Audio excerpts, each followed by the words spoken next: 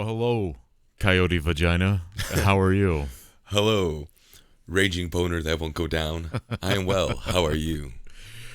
That is the. That's not the only takeaway I have from. Those are the direct translations, and they are amazing. I wish English names were that cool as Native American names can be. I have to admit, I was thinking the exact same thing. And just to give some context of what we're talking about, we both just read The Empire of the Sun and Moon by the author's name escapes me. C.S. Oh, what is it? Let me look it up. It's a very interesting book. It's about the rise and I guess the fall, if you want to call it the fall, of the Camanche Empire that existed in the United States in the 1800s. And yeah, they did not have the Hollywood safe Indian names that like we're used to, like Sitting Bull or what would be another? What's a good Crazy Horse? Crazy Horse is a popular one, even though he's mentioned in the book. I thought what the author had to say about Crazy Horse was really poignant, actually, in terms of like how we view heroes of history.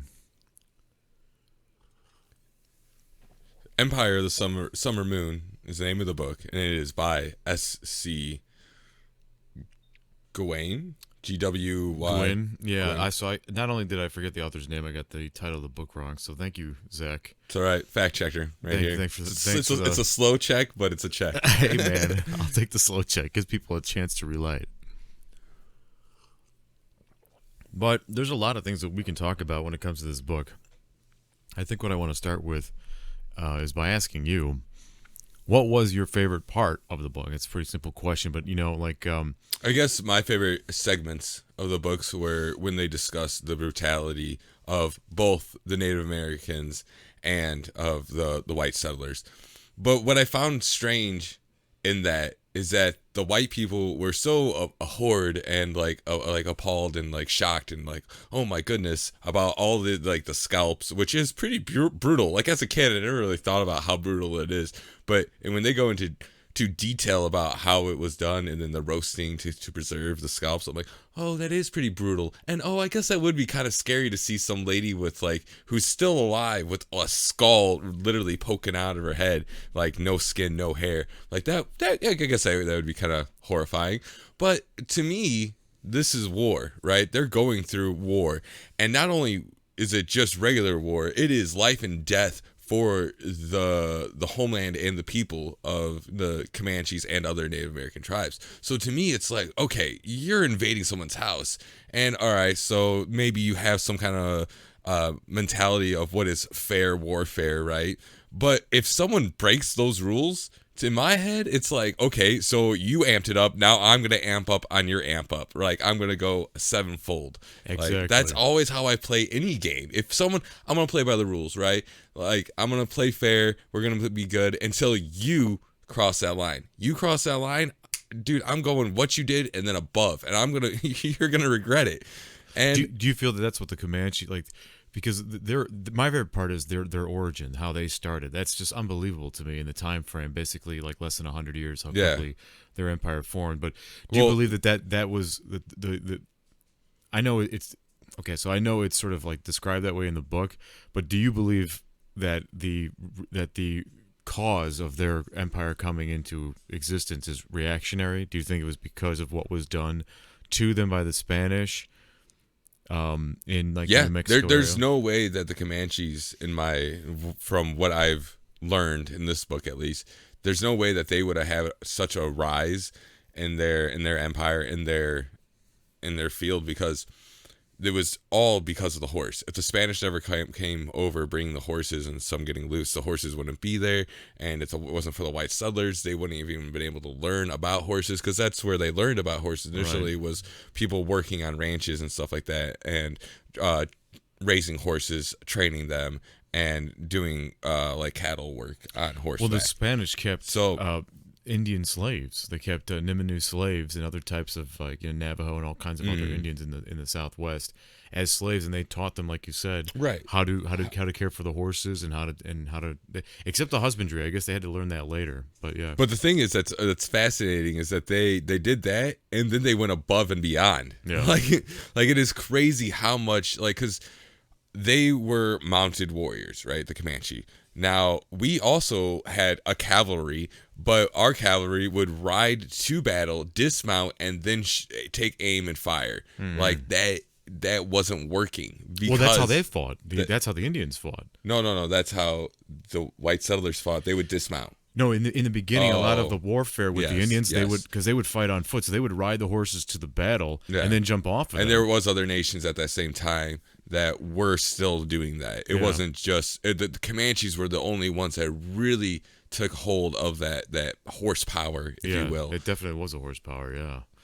And that's what made them be able to hunt down buffalo, and pretty much that was what they survived off of. Their entire life, their main export and trade was within the buffalo.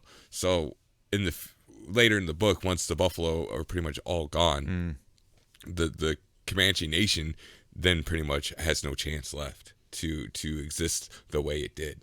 It's funny you mentioned that part, because when I was reading that part or listening to it, I guess at that point I was listening to an audiobook, but what stood out in my mind, or rather I should say what I was thinking about, is how much of that was intentional from the United States point of view as sort of like an attack on resource. Because I mean, obviously we were over hunting the buffalo, and by we I mean I say the American culture. My ancestors came with the settlers, but we were also, the white people were also over hunting the buffalo. But I wonder how much of that was encouraged by the government at the time to destroy the main resource of the different tribes, especially of the Southwest and the upper North, I guess you would say, of the country. I mean, that would be a really good tactic, don't you think? I mean, politically at least. Because I don't know if that's clever hindsight or if that. Yeah, I don't know if it was was purposely done, because it doesn't say in the book that it was. It kind of just says that it was just a fact. What do you call that? A consequence of pushing forward into the frontier land and clearing off, sectioning off land for your cattle, because then you can't really have the buffalo can't take their normal paths, right? So they're not getting through their resources that they use, right? And so it's just like a downfall for them. Yeah, it was like a domino effect. Yeah. It all kind of came crashing to a halt, much in the same way, I guess, that the Comanche Empire started up. And that their beginning is really, out of everything, it's all fascinating. I recommend this book to absolutely anyone to read, because it's an absolutely fascinating story. But it's their beginning that is just so, it's almost unbelievable to me. I mean, that because they originally are from the Niminu people, if I'm saying that correctly. And the Niminu were a northern tribe that were like the simplest of the simplest, like Indian tribes in America. Mm-hmm. And but that doesn't mean they were necessarily peaceful. That just means they were not at all. Yeah. I mean, they didn't have agriculture, so they didn't farm. Yeah. Their way of catching buffalo was ancient and barbaric, even by other tribe standards. So I mean, they were really far behind. They had like no real artistry or pottery making. Right. I mean, they had all like really simple. They're almost cavemen. I mean, the way they're described. And I just found that fascinating. To me, in my mind, the way it was described in the book, it made me think that part of the reason that it was so not easy but so attractive for them to change is because they were like a blank slate. They had nothing. They had no traditions. That's how I took that as meaning, is that they had no strong traditions, like say the Sioux Indians, for example, who had at that same time as the Niminu had very strong. Tribal traditions, right? You see what I'm saying? Yeah. So because of that, they were like a blank slate. They were ready to like adopt anything and just run away with it. See, now in the book it does say that they don't have any songs or art or anything like that. Yeah. But it's like, how do you know that? Because like, well, to me that is so like, it doesn't make sense, because all people have songs. Like, you can't go to any culture that doesn't have some kind of singing or music or anything, or any kind of artistry. All cultures, even you talk about cavemen, right? Like, that's almost like they were like, even cavemen had paintings, like Neanderthals had paintings. So there's no way that these people did not have some kind of culture. They had a culture. Yeah, I don't know. It's possible that I do feel even that was exaggerated, perhaps just to make the point stronger. More of a stark I think comparison. that there's no lasting evidence. There's no archaeology things that you can find. Yeah. Not only because, I mean, their empire sprawls across the entirety of the United States, pretty much, right? And then not only that, but a lot of it could be organically based, right? Some things that are easily broken and deteriorate. True. So A lot of and this then stuff was made from anything grass and that's animal parts. word of mouth, like any kind of oral tellings, which I mean that's all a lot of it was, and even in more modern, even in the early 1900s, late 1800s, a lot of this was still oral traditions. So that stuff can go away if you start killing the people that have the knowledge, Yeah. So I don't think that they were an uncultured people. They had to have had a culture because they have religion. You look at who was it, the Parker girl that who was rescued, they say. Not Nancy, right? Nancy was the I think she was the aunt. Yeah, I'm not sure. And then I'm horrible with names. You're talking It's about the one the that younger one that it became was like the mother of the what is greatest his name? Comanche war chief ever. Yeah, the last. Yeah. Basically the Napoleon of. I'm dragging it out because I can't remember his name either. Well, that's a problem with the book like this. Is so many facts and that are it's just so many thrown at you. names too, like Jack Hayes. But anyways, with the Parker girl, her experience was when she was 9, she was taken by the Comanches. She lived with them. She had a very troubled childhood because she was pretty much a slave, but she was also like part of a family and everything. So she was just she got the crap end of the stick, if you will. But she grew up to be like a well-respected person in the tribe, and she married the chief. She was one of several other wives as well, but she had children and everything with them, or with him, I should say.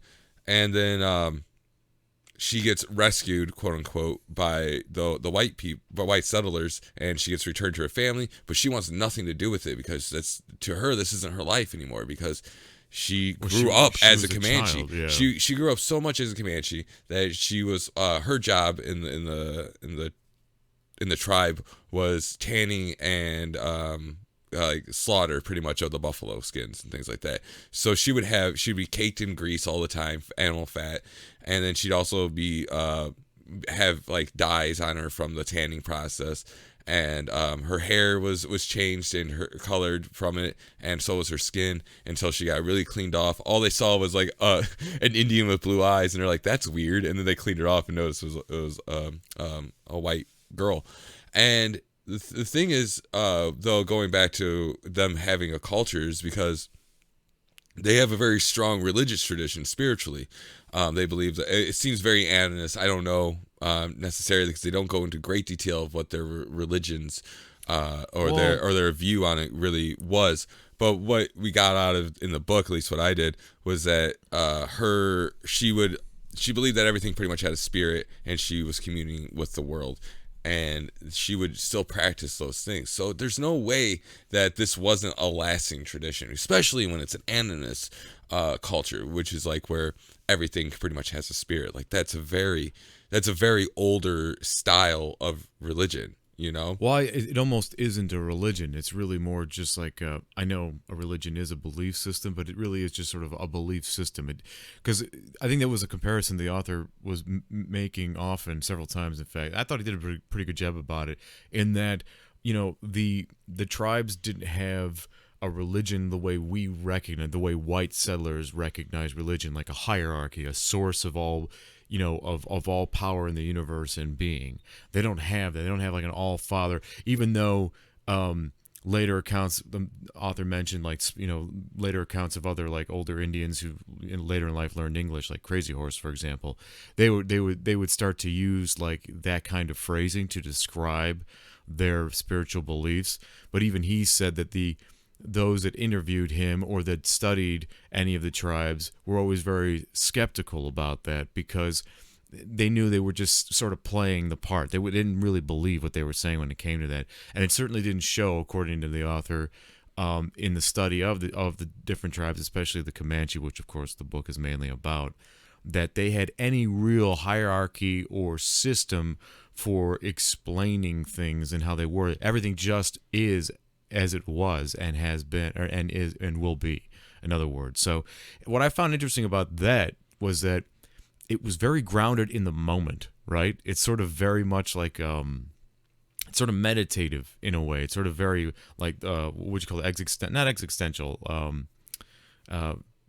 what's the word I'm looking for, that brings you into the moment, like spiritually and emotionally and mentally. But that's what I found was interesting about what we would call their religion, is that it always brought them back to the moment. Whereas, like, for example, I was raised Orthodox Christian, and this is true probably of any Christian denomination, where you're sort of always thinking about. I mean, first of all, you're born in sin, and you expect to be accused and persecuted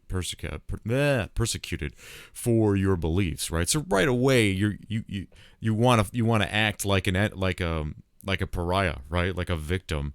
And then while that's happening, because that happened before you were born, so right away you're thinking about the past.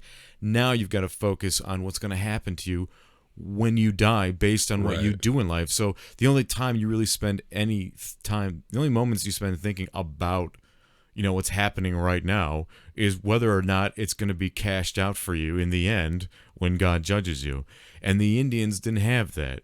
Right. That's a really interesting point to make, because I never really thought about that as a factor of where is your mind when you think, like, temporally, I guess, when you're thinking about your religion or practicing your religion.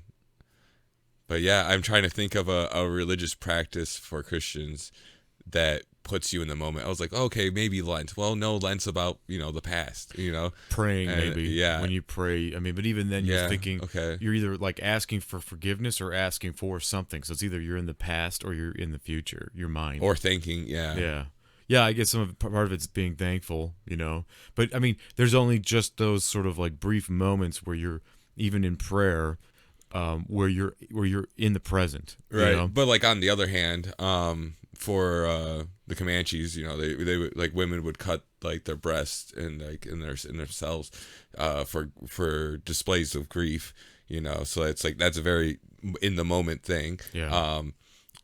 Anything to do with bad medicine that they call in the book, where like if the chief gets shot down and that's bad medicine, like that's a foreboding thing that's pretty much saying that like this is a bad idea, turn away now. So like that is very in the moment. I agree, you're right, it's an interesting. I just never thought about any religion that way, like where is its priorities in time, or for its, I don't know, it's a weird sentence to try and construct. It was interesting to me because of the way it was so well described. And another thing that I was paying attention to in this book while we were reading, because a few things came up. So we did an episode in the past where we went we looked around the world for like different I forget what we call them. They're sort of like just habits that you would only see in different countries. Different countries. So one of the ones I brought up was like Indians, like don't stand in a doorway. And how I've always kind of felt that way too, because like it's considered rude, right? Like if you stand in the doorway of a teepee, for example, you're blocking anyone from leaving and you're stopping anyone who might be coming. So it's like you're rude to like the spirit of anyone who might be there. And I like that. But one that was in this book that the Comanches had, and they had so many. It sounds I would love a book superstition. I would love a book on just superstitions from around the world. But one of my favorites from this book was that it was considered extremely bad luck and rude to let a shadow pass over cooking food. So if you were gonna walk, you had to really pay attention. It seems like the floor is lava. Because they're taboos. You get your ass kicked if you break one. Like that. That's how bad it was, or how serious I should say. That's how serious they took everything. It's like if you broke any taboo, you got beat, and it was like by the entire tribe. There was nothing. And this is from your own people, from your own clan, your own family, and everything. So it's like that's insane to like have a cultural taboo like that hanging over your head. It makes me think that, man, everybody, no wonder why they seem like so well self-disciplined. You know who I compare like different tribes of the American Indians to is like the Japanese, right? Or like lots of different Asian cultures that have this ability to like super focus and create like such strict discipline within oneself, right?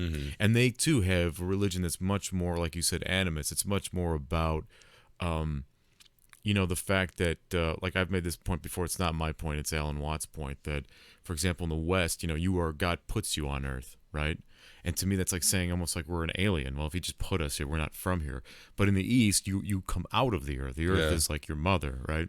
And the Indians are very much like that too. Yeah. And I thought that I like that. I think that's kind of cool. A lot of their origin tales for Native Americans is either they came from like corn, like they came from the maize, right?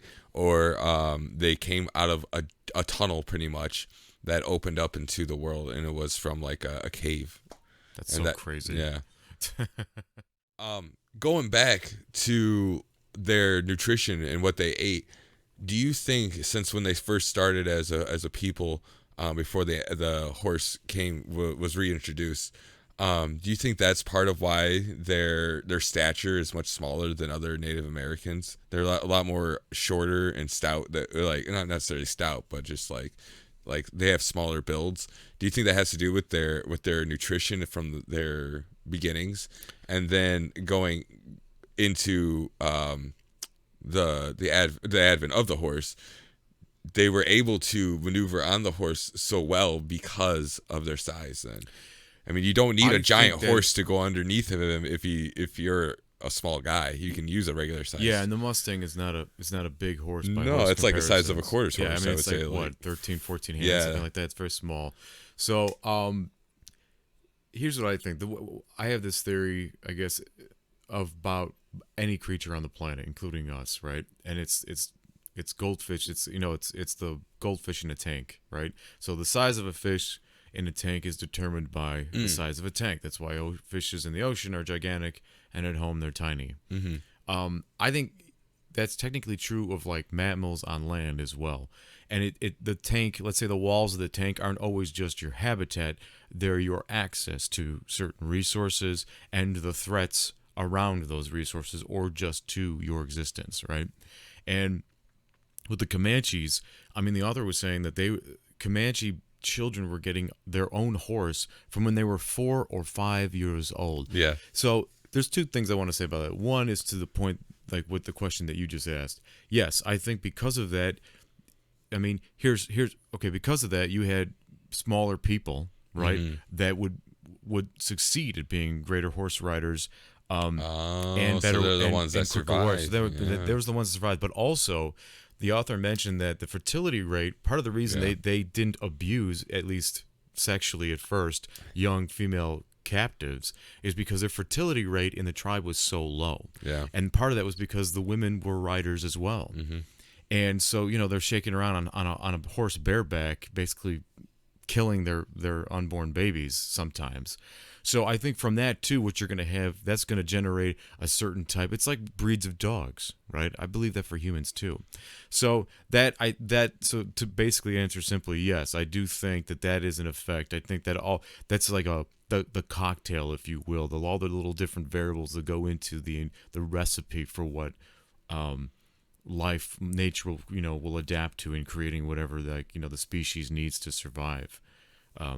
Kind of thing.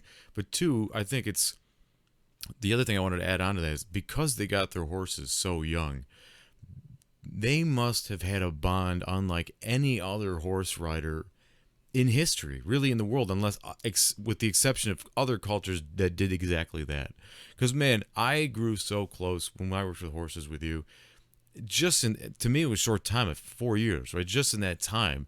And just, day to day, like I grew very fond, very close with the animals. A lot of times there were moments where I thought of them as equals in the sense that I shared the same respect I have for other human life that I do now give to them, right?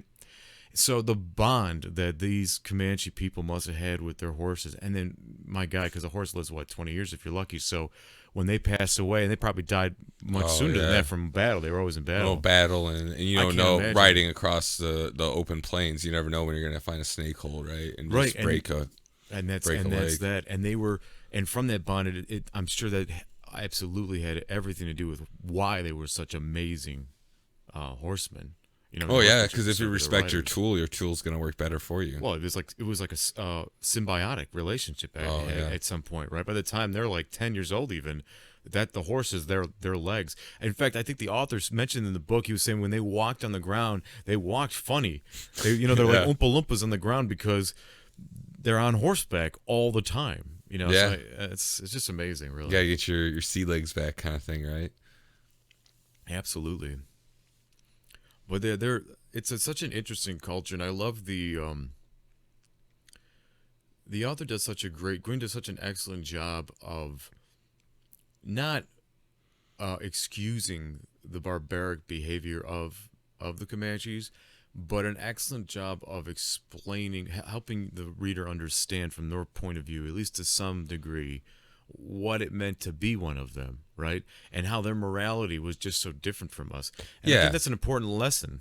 You know? For sure. It's not that they didn't have a morality. It's just that Yeah. their morality was different. It was just they believed, that the way they fought war was the way they have always fought war. It wasn't just their tribe doing it that way. It was every other tribe was also very brutal to their captives. Like that was part of it. But it also created vengeance, blood vengeance. Like that was also something that was accepted and was expected. It was like, okay, so you treated my family poorly, so I'm gonna go into your village and kill everyone. Like, come on. It's like that's what I would expect. Well, and the author made such a great point about what you're saying too. He said that one of the reasons the white man was so shocked by the Indian, like the Camanche, or really almost any Indian tribe, I guess, their warriors had this willingness to die to fight to the death. There was no take me or prison. There was no I surrender. You know what I mean? Because in their world, they knew what would happen if they would get caught. They didn't want to get scalped and then they lose their access to the afterlife or whatever. Yeah. Well, I mean, it was more than just scalping; it was dismembering too. And torture. Torture and cutting off privates and everything. Dude, if you were male and you were captured by the Camanche, you were basically a toy for that bonfire that night. That's fucked up. Yeah. I mean, this one story that was so gruesome. I love gruesome details. It's just, to me, that helps me understand like humanity so much better, like where we come from, and what we're capable of, and what anyone can be capable of. Desperation's a hell of a drug, dude. I mean, that is what it comes down to. Is like there is a primal monster, let's call it, in all of us, but the world that we live in, we never touch it, we never access it, and maybe that's a good thing. I don't know, but it also means that we don't know really who we are. You know what I mean? Because there's a whole part of us that nature has designed for us to use, and we never use it. We're never, we're killers. We are killers. Every human being walking this planet is technically designed to kill, both in defense, in vengeance, and in morality, and in need. I guess need should have been number food one. Even. Yeah. So the fact that we don't do that, I in a weird way, I really think that affects us mentally. I think that's probably why we have, to some degree, so many like mental issues, because it's like what would you call it? It's like a subdued part of our psyche, of our being, our reality. And I'm not suggesting, of course, that we wake that up by start holding I don't know, gladiatorial arena fights. Although I would definitely watch that, but I don't know. It's there. You know what I mean? It's definitely there. It's inside all of us, and I think that's part of the reason I find history so fascinating, is because it's almost like studying what humans really are, as opposed to whatever the hell we are now. I will say I've never had a greater connection with food than when I've grown it myself and killed it myself. Yeah. I've killed chickens before and ate them and plucked them and did everything. Yeah. So like having a connection with that and a respect for it too. It's not just like some cog in the machine. Like this was a life. This was something that was, up and around clucking 2 minutes ago, and now it's in my pot. It gives you like an understanding of sacrifice, because with cattle, with chickens, they're not just meat, right? They're also source for labor. Like you could use ox to pull a cart, to plow. You can also drink the milk. You can eat the eggs. You're sacrificing those aspects of it. This tool, this useful thing that you can use to eat it once. Like it's a one and done thing. So it's like it helps you to understand the importance of different aspects and respect for those as well. Yeah, it's profound. It really is, and it's a lesson of life and death. Again, a point of that is made in the book where he talks about why some of these plains people, especially the white settlers going west, seem to handle trauma better than like the people of the East Coast, the bourgeois settlers, if you will, at the time. And that's because they were farmers. Yeah. And they were on dangerous trails and they Well, had to they're in worry the about thick of brigands. the danger. So they learned as children what life and death, the meaning of life and death, in the sense of how easy it ends. There was I don't know if you want to call them a troop or a posse. There was a group of white settlers that were part of the government, and they were going around fighting Indians, right? Yeah. It wasn't Jax Hayes groups. It was the one after that, the one that became just as brutal as the Indians, right? So there was a big backlash from other white settlers, and especially from the East.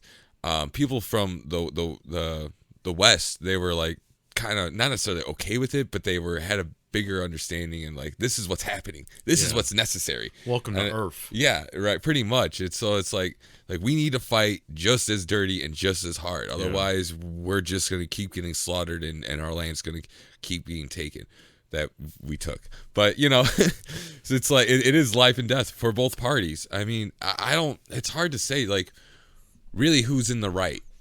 Of that kind of conflict. Yeah, that's I think a good question. It's like because both people are just trying to live. Exactly. That's really all they want. They want to live the way that they have always lived. That's why I actually think it's kind of shitty, in my opinion, for us to like look back at history and then say sorry.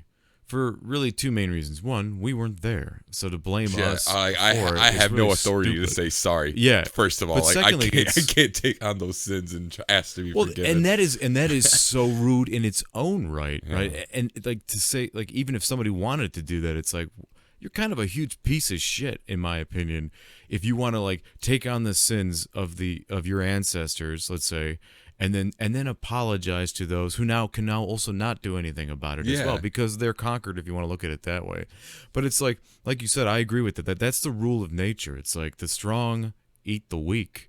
I mean, that's just the way it is, and that's the way it is with man too. I mean, I think we could argue that, the first human settlers of any region or continent stole the land from the animals that live there, or whatever. You know what I mean? Like, you can always paint a victim, is I guess the point. Mm-hmm. And something has to be said about man's desire to conquer over other man, human over human. I think that's another thing that's a part of our nature that we think is ugly, and we don't like to acknowledge it. Not individually. We acknowledge it on like a global scale, right?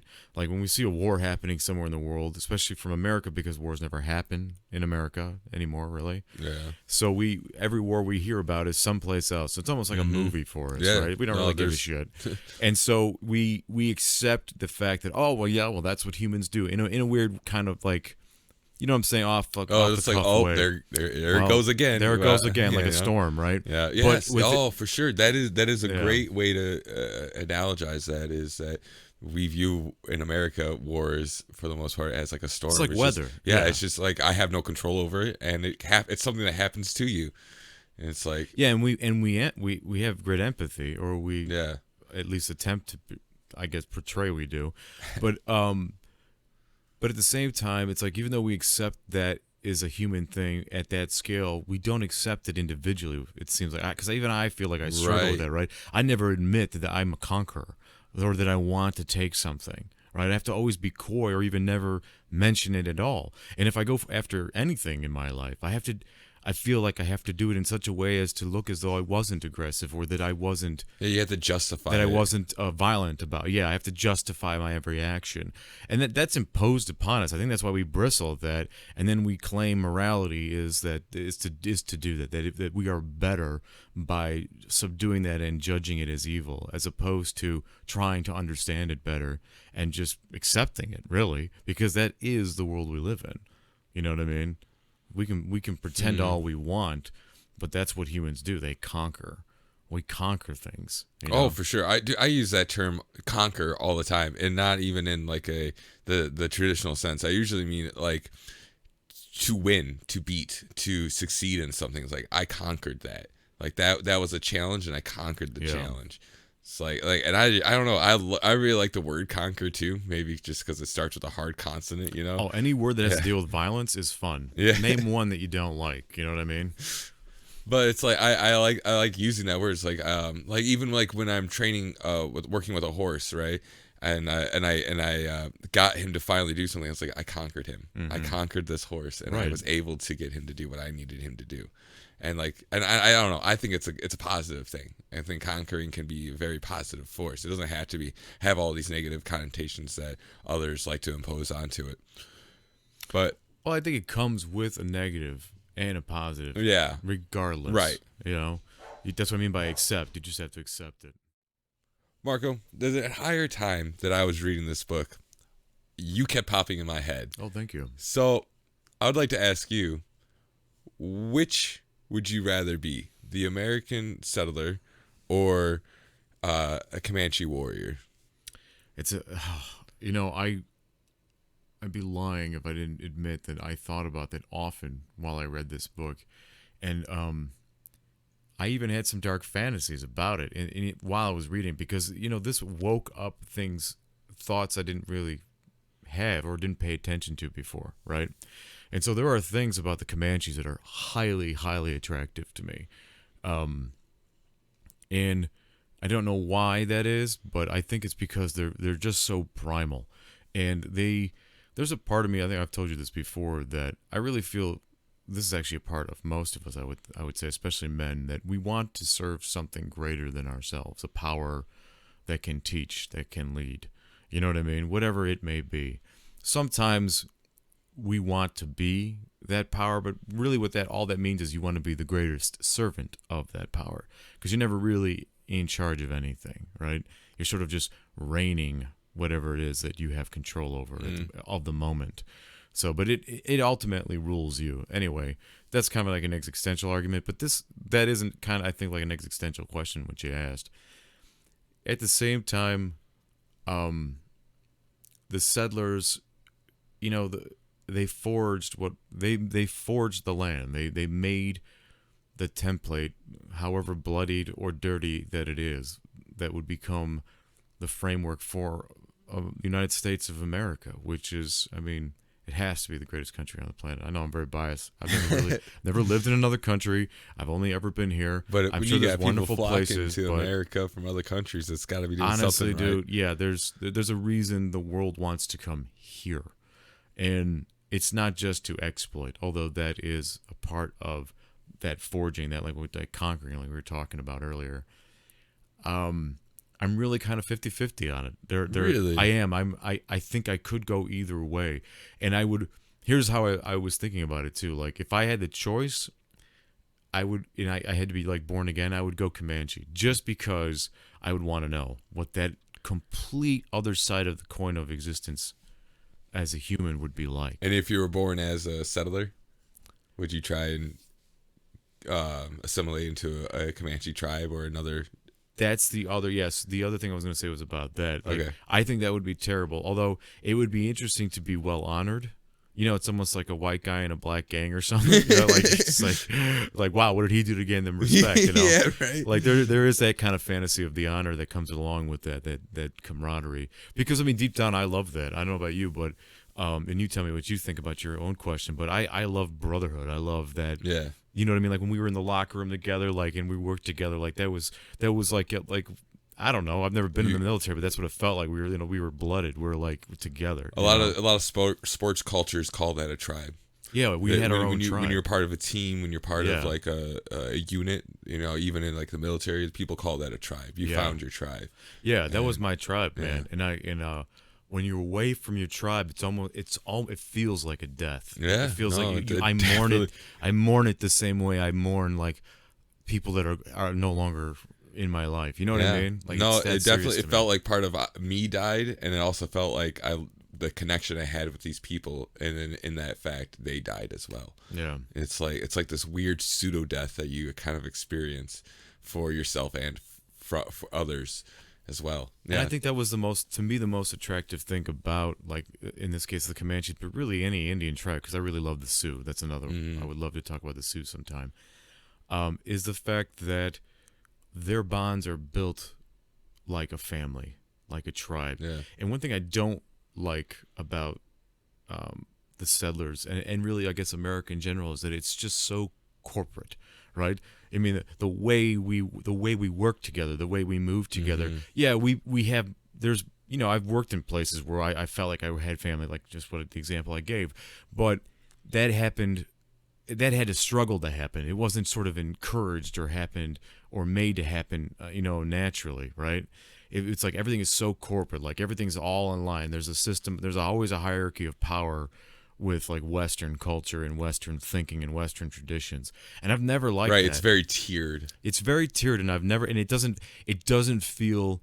It's portrayed as though it's done as though merit is at the base. Yeah, right? But that's not how it works. Then that's what you're told too. Yeah, you're told that if you do a good job and you work hard, you'll make it. You'll be up there. Right. No, man, that's maybe. I'm gonna say 30. I'm gonna say 30% of it is hard work. Giving. That's giving. I still believe in my core values. Okay, Marko. Okay. You'll die. Don't worry. Your heart will die. It's coming.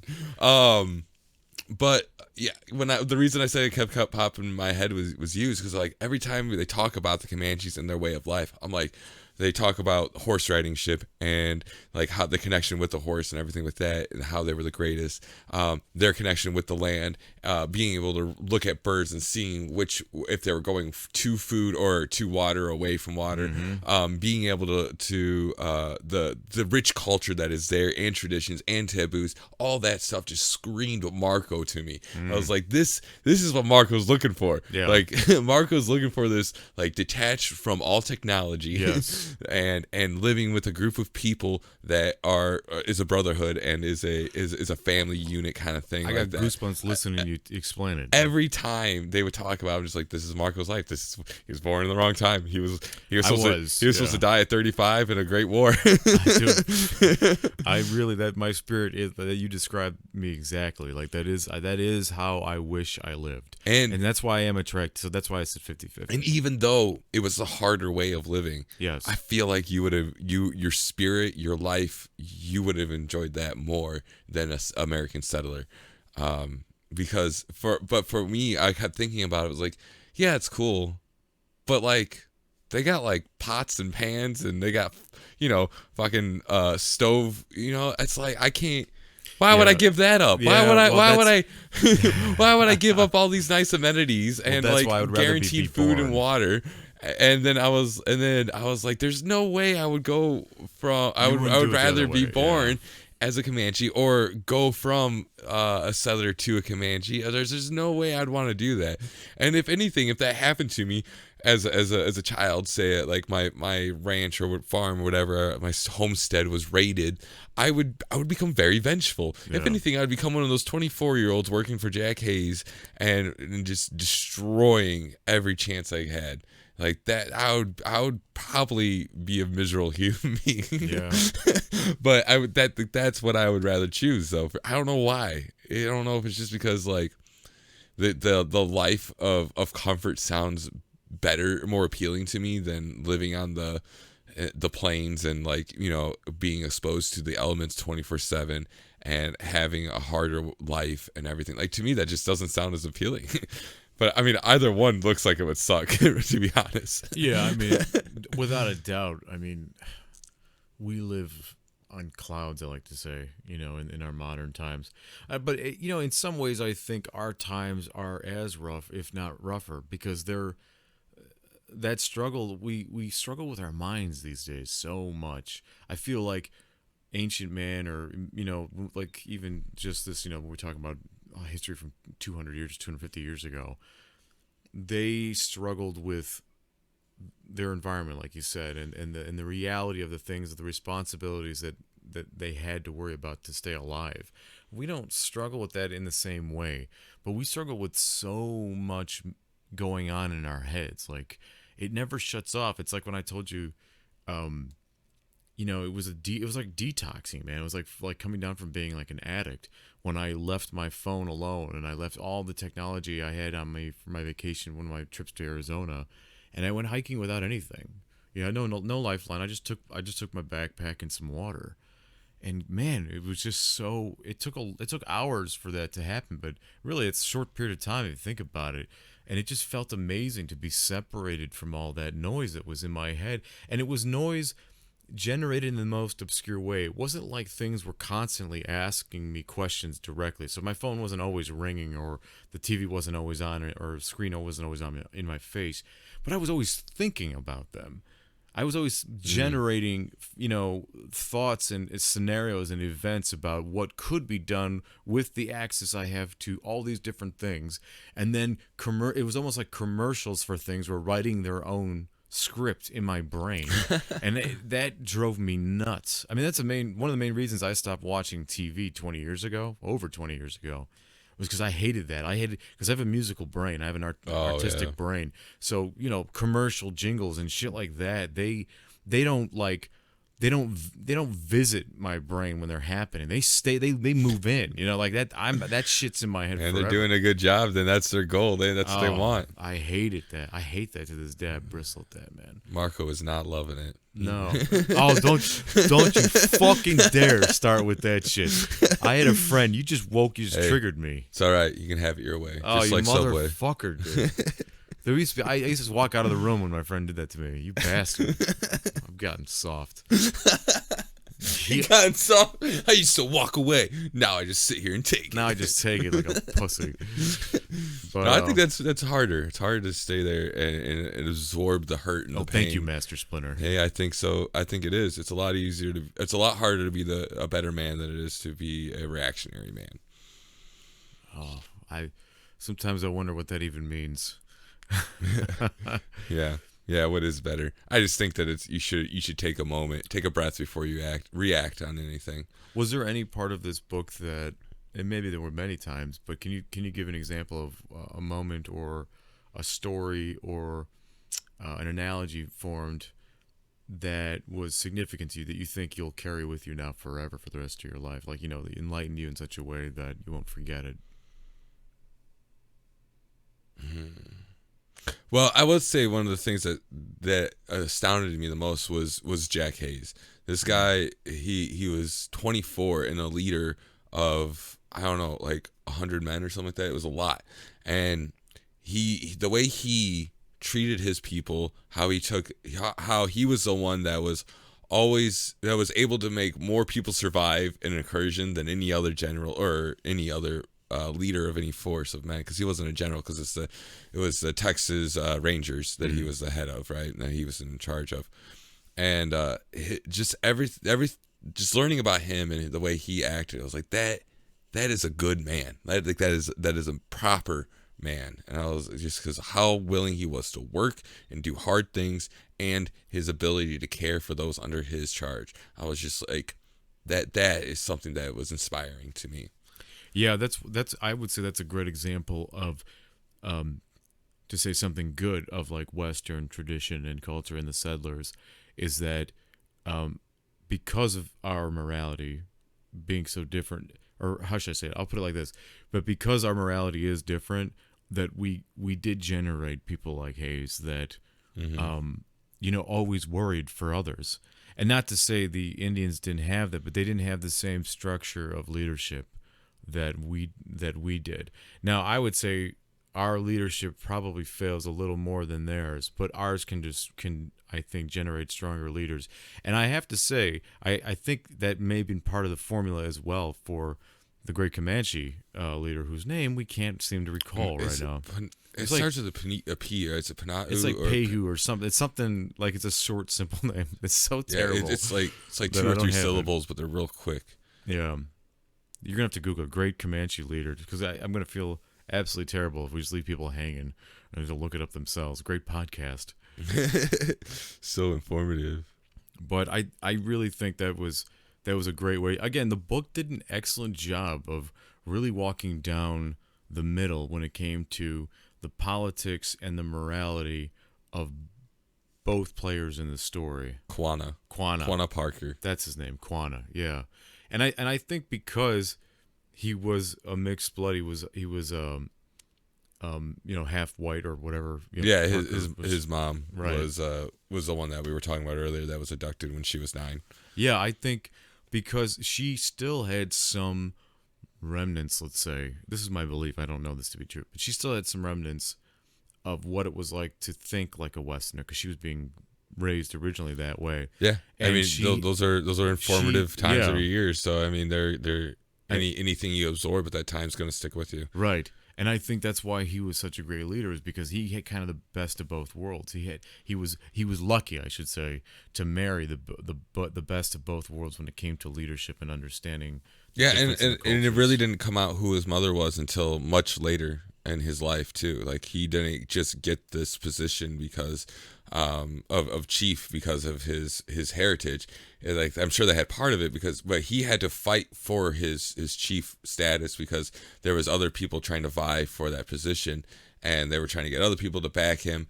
I think he got the government of the United States to back him too, because he was making deals with. Yeah, well, they had to treat with this dude, because that's one of the most amazing parts of the story, is that the Comanches got so dangerous and so big that the United States had to talk to them and treat them like a nation, like a warring up country. until the 1900s. Even which is crazy that it's like only 100 years ago we had Comanches running around doing their thing. Well, and I thought about that too, because one of the things, and this is not like a racist joke, but one of the things they mentioned in the book is the Comanches absolutely loved to gamble, and that they would gamble on anything, right? Just absolutely anything. Like the English. And the territory, there's a lot of Indian, territory now in the Southwest, and a big chunk of it is where the Comanches existed. Okay. And what is there?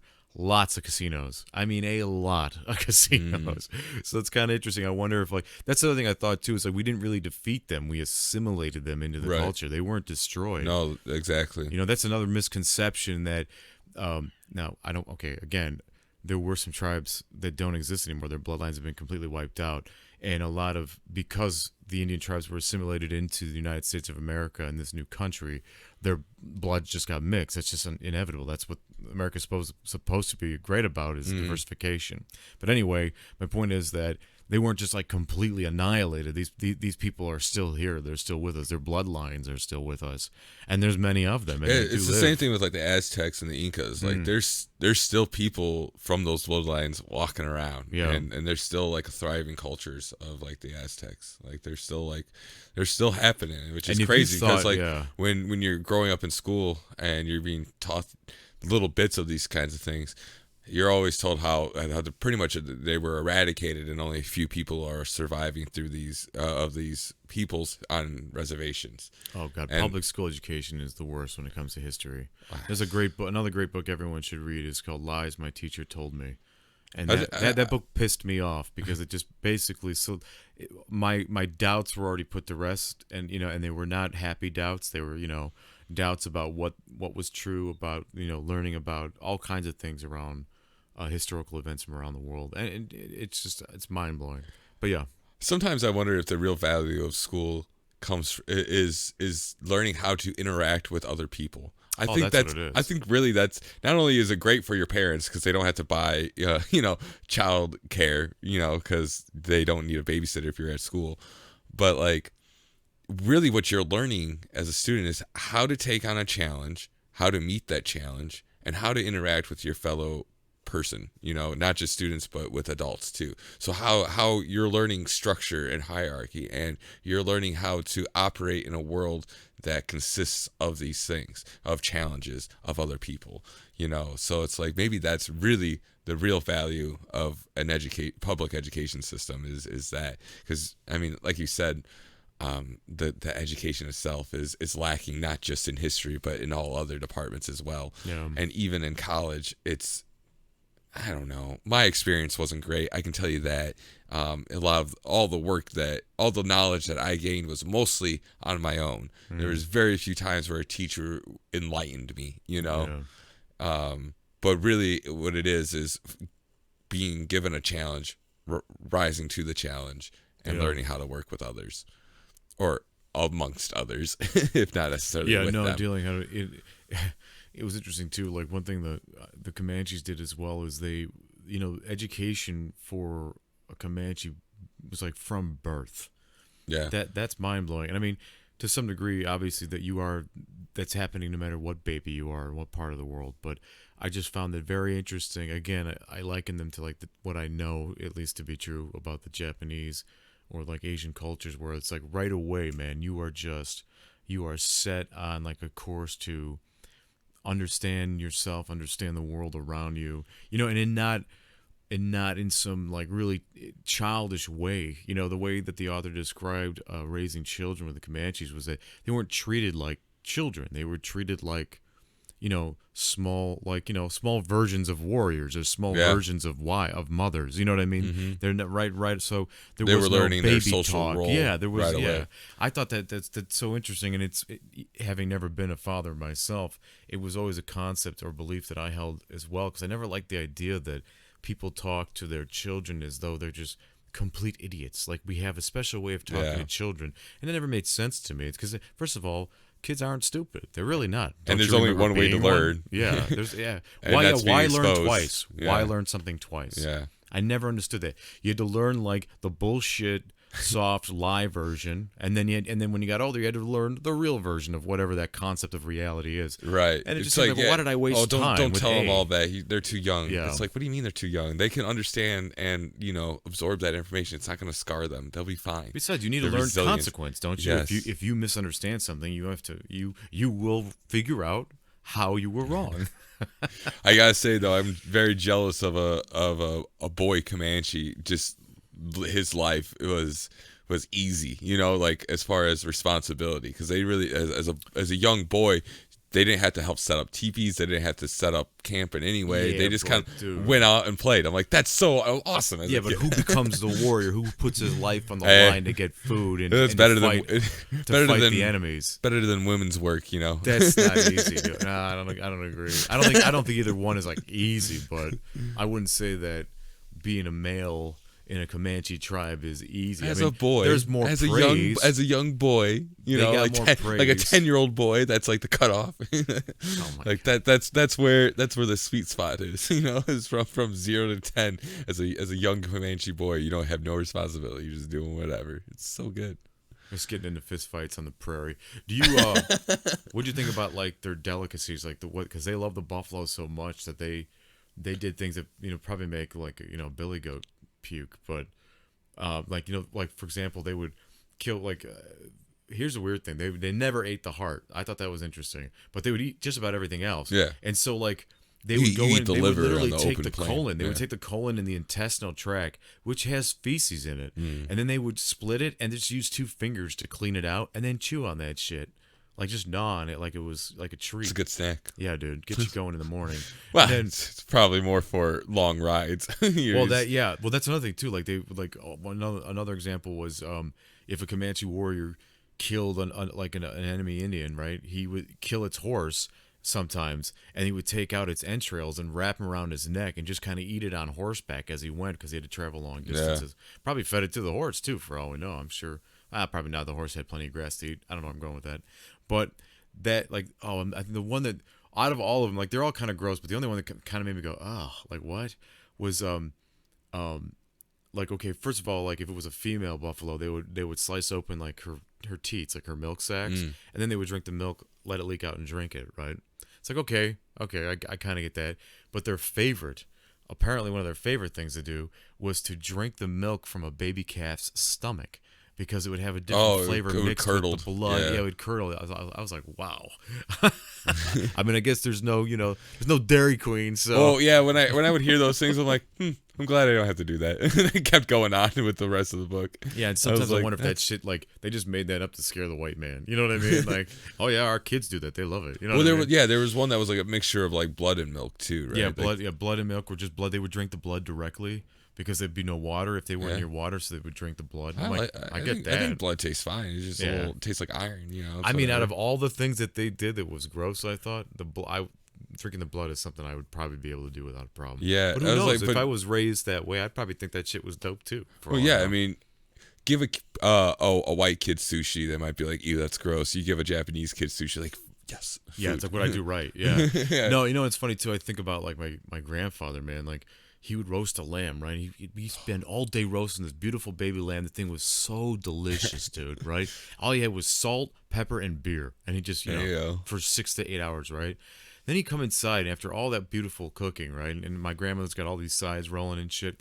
He made sure he got the neck and like the skull and like the eyeballs and like the ears, like all the parts that I never would have fought him over, like ever. And like, he was like adamant about it, like those are mine. I was just like, hey man, they're yours.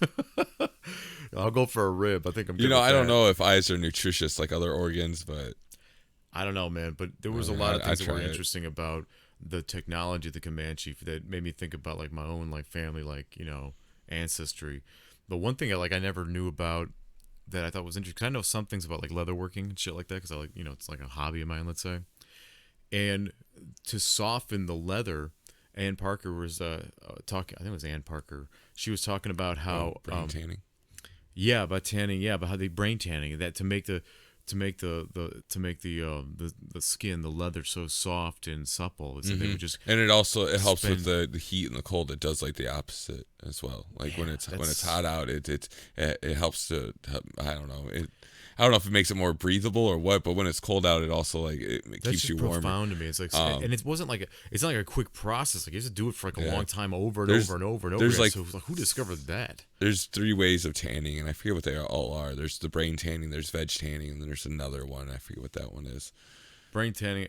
I feel like anytime I felt really, really, really, really soft, like buffalo skin in my life, it had to have been brain tan, because that shit you could put it on your skin and you'd be like, oh, that feels amazing. It's like getting new gloves. It's like, oh wow. Yeah, dude. So nice. Yeah, new riding gloves. Yeah. All right. Well, just to wrap this wonderful conversation up, any final thoughts on the Comanches, or just the history of forging of the United States in general when it comes to the West? I'm glad I didn't have to be there. Like honestly, like that is a lot of hard work and hardship and death and destruction and mayhem, and I am grateful for those who came before me doing the hard work. Really is what it is on both sides. And I'm just happy that my life is easier now because of what other people have accomplished, and I'm very grateful for that. How about you? Amen. I agree. Yeah, I think. Although I think for me, I think my reason is a little bit different from yours in why I prefer not to have been there, or if I would not trade up where I am now for it, and that's just ignorance. I feel like to have hindsight. How do you say hindsight's 20/20, right? I guess it doesn't really apply to this, but maybe it does kind of. But what I'm really getting at is that it's only because I'm ignorant of what it took to live in those times that I wish not to know them, because I have a fear of learning. If I had to do it, it'd be like a nightmare, right? Of course, I'm not the rough and tumble, person that 18th century, 17th or 18th century people had to be that were forging the West. I mean, just go spend a day with even people today that still do like cattle farming. I don't know, you ever been to like a cattle auction or something like something similar to that? It feels so out of time, and it's really kind of eye opening to like, oh my god, people still live this way. And there's a lot of hard work, and you can see it on the faces of the men that go to these things, because they're not.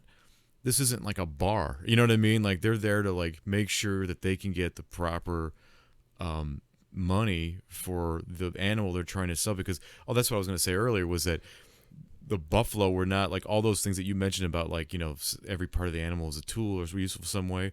The animal itself was a currency. You know what I mean? It was diamonds. It was their gold essentially, and in fact, gold had no value to them other than to, that was one thing that made me laugh, was like how they a lot of the Indian tribes would trade in like jewels and gold, and they thought the white men were so stupid because the shit was just on the ground. They didn't think it was like valuable because they never had a system of, they didn't have any merchant, like system for or economy for precious stones. What are you going to do with them? The only thing that you could possibly make out of that is maybe a beads and stuff like that, and even then it's going to be a lot more difficult to make it out of a stone than it is to make it out of like bone or wood or anything else. It's just interesting that was an interesting concept to me that you could pick up an emerald off the ground and be like, oh, I just like it because it's green. But if it's a white guy, it'd be like, holy shit, it's an emerald. You know what I mean? Like, Yeah. so, but You know what I can get with this thing? yeah. So it was great talking with you again, Zach, and see you all next week. Make sure you check us out on our social media. We're on Twitter, of course, and you can also find us on the internet at our Patreon. It's just Audio Pong. On YouTube, same thing, Audio Pong Podcast. We hope that you enjoy listening to this show, and we hope that sometime in the future you'll consider supporting it. Absolutely.